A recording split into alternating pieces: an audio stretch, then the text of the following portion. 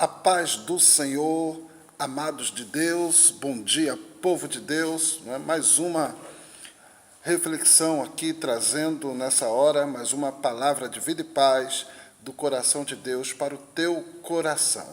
Eu quero, em poucos minutos, falar hoje sobre o chamado, um pouquinho só sobre o chamado de Deus.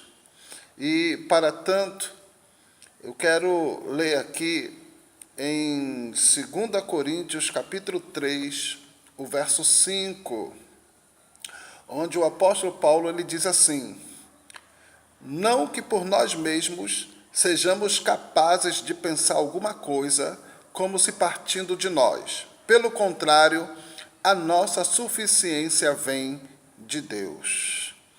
A nossa suficiência vem de Deus. Amém? É Deus que chama, é Deus que se responsabiliza, é Deus que capacita, é Deus quem faz, é Deus quem usa. E Paulo, consciente disso, ele dizia: a nossa suficiência vem de Deus. Não por nós mesmos somos capazes de nada. A nossa suficiência vem de Deus. E eu queria trazer para você aqui um exemplo maravilhoso disto, que a nossa suficiência vem de Deus. Eu quero usar aqui um exemplo na vida de Moisés, na vida do profeta Moisés. Amém? Lá em Atos dos Apóstolos, no capítulo de número 7, no verso de número 22, está escrito lá que Moisés, ele foi educado em toda a ciência dos egípcios e veio a ser poderoso em palavras e obras. Atos dos Apóstolos, capítulo 7, tá bom? No verso 22 diz assim: naquele tempo nasceu Moisés, que era um menino extraordinário. Por 3 meses ele foi criado na casa de seu pai. Quando foi abandonado, a filha do faraó o tomou e o criou como seu próprio filho. Moisés foi educado em toda a ciência dos egípcios e veio a ser poderoso em obras e palavras.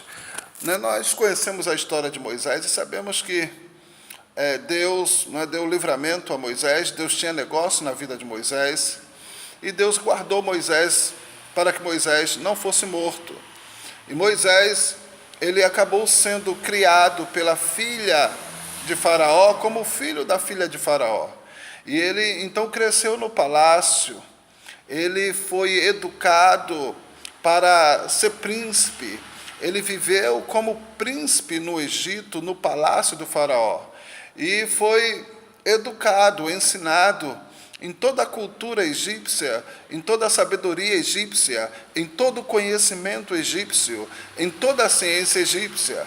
E nós sabemos que, naquela época, o Egito era a maior potência do mundo existente naquela época. Não é?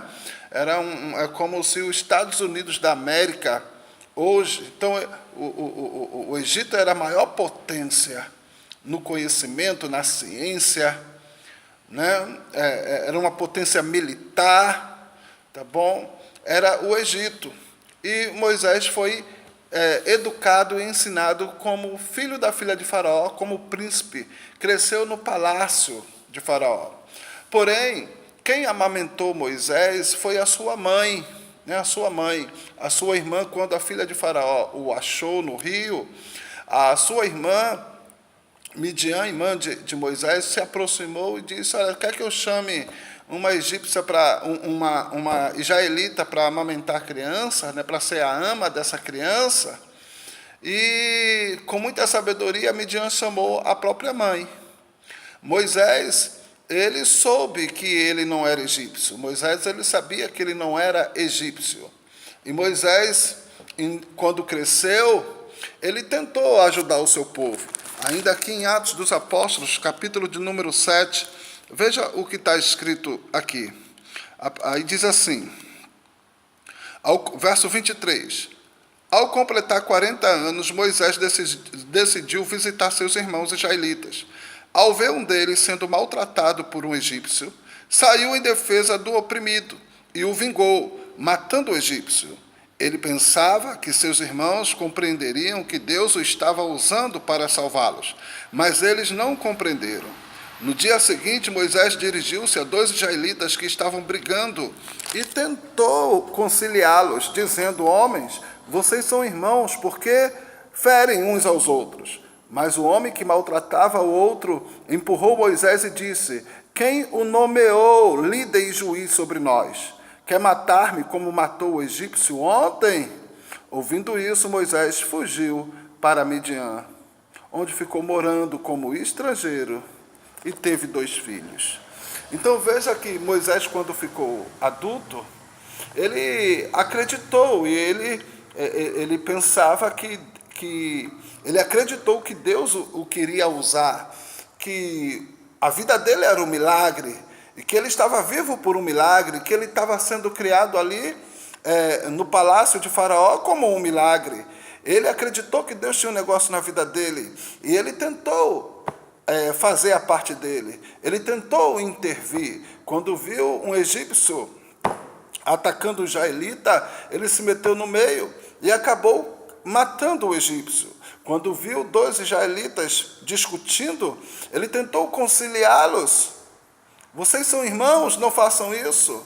Mas os egípcios não conheceram a sua autoridade, né? A sua autoridade, né?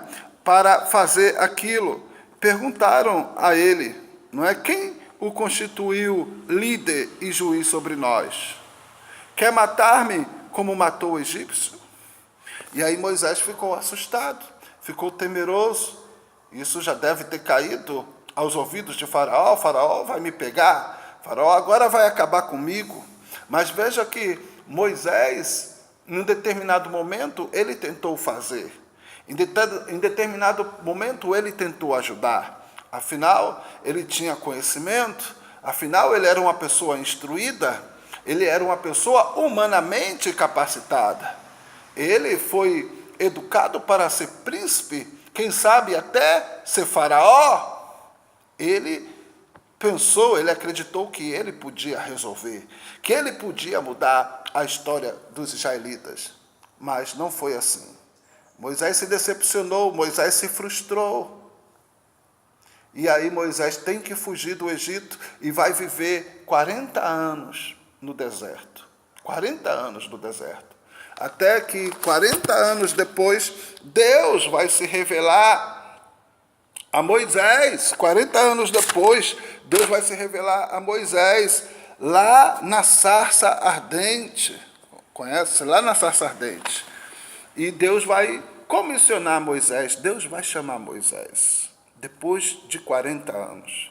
E quando Deus vai chamar Moisés, lá em Êxodo, capítulo 3, o verso 11, quando Deus aparece para Moisés na sarça ardendo e a sarça não consumia, e Deus fala com Moisés, manda ele tirar a sandália dos pés dele, e chama ele e o envia a Faraó.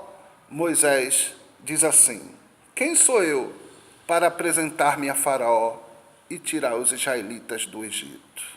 Quem sou eu? Êxodo capítulo 3, verso 11.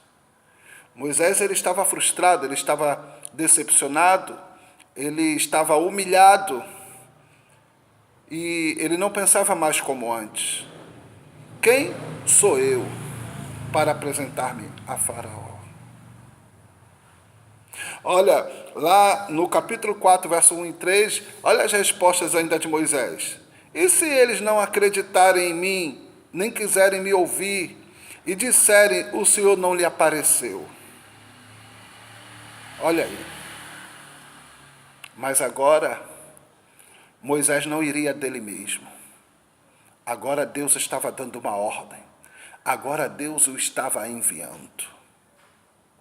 E Deus pergunta a Moisés assim: então o Senhor lhe perguntou, que é isso em sua mão? Uma vara, respondeu ele. Aí Deus disse: pega essa vara.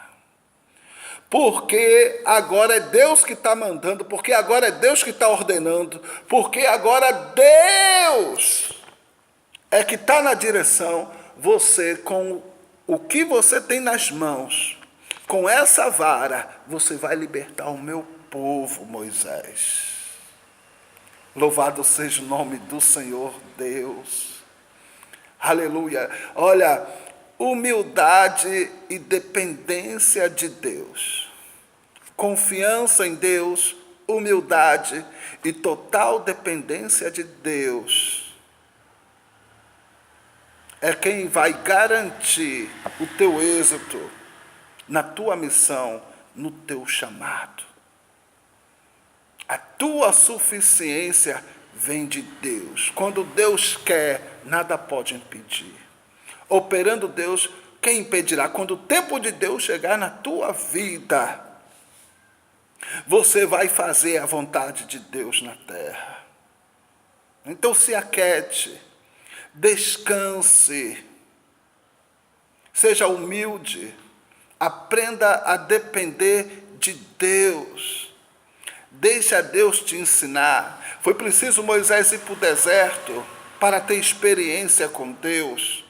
Foi preciso Deus permitir a frustração, a decepção na vida de Moisés, para que Moisés compreendesse que ele não era nada. Quem é Deus, quem faz é Deus. E tudo que Deus tem para fazer na sua vida é para a glória de Deus. Se for pela tua capacidade, se for pela tua sabedoria, se for pelo teu conhecimento, se for pelas tuas condições, onde ficará a glória de Deus? Que eu desapareça, mas que Ele cresça. Aquele que te chamou é fiel. Aquele que te comissionou vai cumprir com a obra dele na tua vida. Você vai vencer, você vai fazer o que Deus quer que você faça. Amém? Que Deus te abençoe poderosamente. Fica na paz, povo de Deus.